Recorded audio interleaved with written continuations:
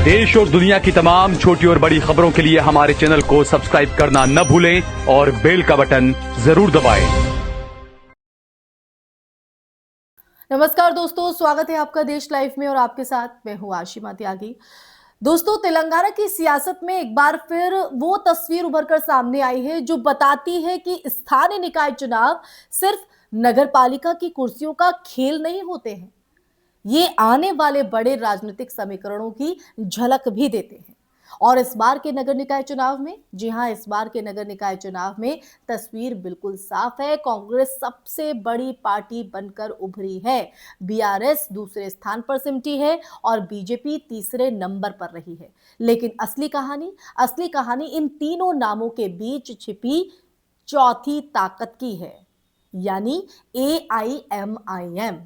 तो आज क्यों है ये चौथी ताकत, क्या है पूरा समीकरण, बताएंगे आपको। मैं चर्चा में आगे बढ़ूं उससे पहले आप लोगों से अपील, इंसाफ की आवाज को बुलंद करने के लिए और सच्ची पत्रकारिता के लिए हमारा यानी देश लाइव का सहयोग करें। साथ ही डिस्क्रिप्शन में दिए गए लिंक को ओपन कर ज्वाइन बटन दबाकर आप हमसे यानी देश लाइव से सीधा जुड़ सकते हैं दोस्तों वापस आज की चर्चा पर लौटते हैं और चर्चा को आगे बढ़ाते हैं और उस पूरे चुनावी गणित को समझने की कोशिश करते हैं जो तीन दलों के अलावा चौथी ताकत बनकर उभरता हुआ नजर आ रहा है।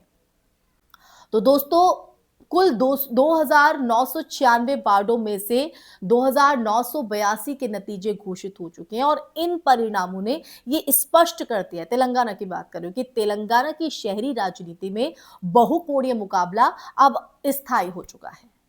एआईएमआईएम ने अपने गढ़ों में दमदार प्रदर्शन करते हुए 70 वार्डों में जीत दर्ज की है और ये महज एक आंकड़ा नहीं है, ये उस राजनीतिक निरंतरता का एक संकेत है जिसे पार्टी ने सालों में खड़ा किया है। इंडियन नेशनल कांग्रेस ने सबसे ज्यादा वार्ड जीतकर यह संदेश दिया है कि राज्य में उसकी जो पकड़ है वो पूरी तरह ढीली नहीं हुई है। वहीं भारत राष्ट्र समिति, जो कभी राज्य की निर्विवाद शक्ति मानी जाती थी, अब दूसरे स्थान पर खिसक गई है। भारतीय जनता पार्टी ने तीसरे स्थान पर रहते हुए भी कई शहरी इलाकों में अपनी जो मौजूदगी है वो दर्ज कराई है, जो आने वाले विधानसभा समीकरणों के लिए कहीं ना कहीं महत्वपूर्ण हो सकता है। लेकिन सबसे रोचक अगर इसमें देखा जाए तो सबसे रोचक मोड़ निजामाबाद में देखने को मिला। यहां के जो समीकरण है, उन समीकरण ने चुनावी गणित को पूरी तरह से पेचीदा बना दिया है। सीटों का जो बंटवारा है वो इस तरह है कि बीजेपी 28, कांग्रेस 17 और एआईएमआईएम 14। और इस आंकड़े को, जी हां, इस आंकड़े को अगर ध्यान से देखें, गौर करें तो साफ है कि कोई भी पार्टी अकेले बहुमत की स्थिति में नहीं है और यहीं से एआईएमआईएम की भूमिका किंग मेकर के रूप में जो है उभरती है। इसलिए मैंने उसे चौथी ताकत बताया। ऑल इंडिया मजलिसे इत्तेहादुल मुस्लिमीन लंबे समय से हैदराबाद और उसके आसपास के जो शहरी क्षेत्र हैं, उन क्षेत्रों में प्रभावशाली रही है। पार्टी की रणनीति हमेशा स्थायी मुद्दों, बुनियादी ढांचा, अल्पसंख्यक बहुल वार्डों में विकास, नगर सेवाओं की उपलब्धता पर जो है केंद्रित रही है दोस्तों। और यही वजह है कि तेलंगाना में उसका जो आधार है वो स्थिर बना हुआ है। महाराष्ट्र में भी पार्टी ने नगर निकाय और विधानसभा स्तर पर सीमित लेकिन प्रभावी उपस्थिति जो है दर्ज कराई है। विशेषज्ञ मानते हैं कि ये जो प्रदर्शन है वो सिर्फ पहचान की राजनीति पर आधारित नहीं, बल्कि जमीनी संगठन, जी हां, जमीनी संगठन और वार्ड स्तर की जो पकड़ का परिणाम है। अब दोस्तों, बड़ा सवाल ये है कि निजामाबाद में कांग्रेस क्या रणनीति अपनाएगी। अगर वो बीजेपी को सत्ता से दूर रखना चाहती है तो उसे एआईएमआईएम के समर्थन की जरूरत होगी, लेकिन गठबंधन की राजनीति सीधी रेखा में नहीं चलती है। कांग्रेस और एआईएमआईएम के बीच वैचारिक सामंजस्य के साथ साथ जो स्थानीय नेतृत्व की स्वीकार्यता है, वो स्वीकार्यता भी महत्वपूर्ण होगी दोस्तों। दूसरी तरफ बीजेपी अपने 28 पार्षदों के साथ सबसे बड़ी पार्टी के रूप में दावा पेश कर सकती है, लेकिन बहुमत से दूर होने की वजह से उसे भी समर्थन की जो तलाश है वो करनी पड़ेगी। और यहां पर देखिए, ये भी ध्यान देने वाली बात होगी ये भी ध्यान देने वाली बात है कि तेलंगाना की राजनीति में बीआरएस की जो गिरती स्थिति है वो कांग्रेस के लिए अवसर है, लेकिन शहरी निकायों में त्रिकोणीय और चतुष्कोणीय मुकाबला जो है वो ये संकेत दे रहे हैं, इस बात का इशारा कर रहे हैं कि मतदाता अब एक ध्रुवीय राजनीति से आगे बढ़ चुका है। एआईएमआईएम का 70 बार जीतना ये दर्शाता है कि उसका कोर वोट बैंक जो है वो अभी भी सशक्त है और वो सिर्फ एक शहर की पार्टी नहीं, जी हाँ, वो सिर्फ एक शहर की पार्टी नहीं रह गई है, ये भी क्लियर करता है।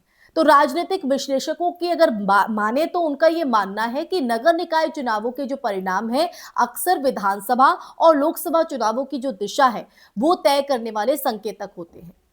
अगर कांग्रेस एआईएमआईएम के साथ तालमेल बनाती है तो ये जो शहरी सीटों पर बीजेपी की बढ़त है उस बढ़त को रोकने का जो मॉडल है वो बन सकता है दोस्तों। वहीं अगर बात करें कांग्रेस ऐसा करने से हिचकती है तो बीजेपी को अप्रत्यक्ष लाभ मिल सकता है।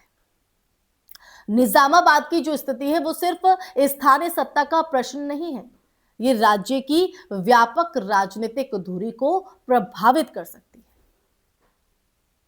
दोस्तों, गठबंधन की जो संभावना है वो समर्थन की शर्तें, मेयर पद का बंटवारा, इन सब पर आने वाले दिनों में कहीं ना कहीं बातचीत जो है वो तेज होगी। तेलंगाना के इन परिणामों ने ये स्पष्ट कर दिया है कि अब जो राजनीति है वो सिर्फ दो दलों की सीधी टक्कर नहीं रह गई है, यानी छोटे लेकिन संगठित जो दल हैं वो खासकर शहरी क्षेत्रों की अगर हम बात करें तो शहरी क्षेत्रों में सत्ता संतुलन बदलने की क्षमता रखते हैं, तो यानी उन्हें भी हल्के में नहीं लिया जा सकता है। तो एआईएमआईएम का जो प्रदर्शन है वो इसी वास्तविकता का बेहतर उदाहरण है। तो आने वाले दिनों में यह देखना बेहद इंटरेस्टिंग, बेहद दिलचस्प होगा कि कांग्रेस व्यवहारिक राजनीति को प्राथमिकता देती है या वैचारिक दूरी बनाए रखती है। बीजेपी क्या रणनीति अपनाती है और बीआरएस अपनी गिरती पकड़ को कैसे संभालती है। तो दोस्तों, इसी सवाल के साथ मैं यहीं पर चर्चा को जो है विराम दूं, उससे पहले आप लोगों से मैं ये जरूर कहना चाहूंगी या फिर तेलंगाना की जनता की अगर हम बात करें तो तेलंगाना की जनता ने इस चुनाव में किसी एक पार्टी को पूर्ण बहुमत जो है पूर्ण प्रभुत्व नहीं दिया है। ये बटा हुआ जनादेश दरअसल एक संदेश है, एक मैसेज है। स्थानीय मुद्दों, प्रतिनिधित्व और जवाबदेही की राजनीति अब निर्णायक भूमिका निभा रही है। निजामाबाद की जो तस्वीर है वो ये बताती है कि सत्ता की जो चाबी है वो हमेशा सबसे बड़ी पार्टी के पास नहीं होती, कभी कभी वो उस दल के हाथों में भी होती है या चली जाती है जो संतुलन बना सके, और यही इस चुनाव की सबसे बड़ी कहानी है। तो संख्या छोटी हो सकती है लेकिन जो प्रभाव है वो निर्णायक।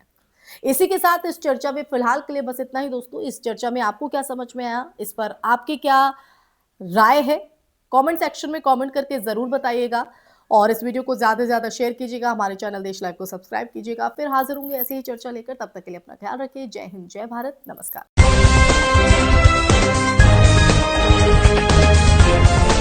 देश और दुनिया की तमाम छोटी और बड़ी खबरों के लिए हमारे चैनल को सब्सक्राइब करना न भूलें और बेल का बटन जरूर दबाएं।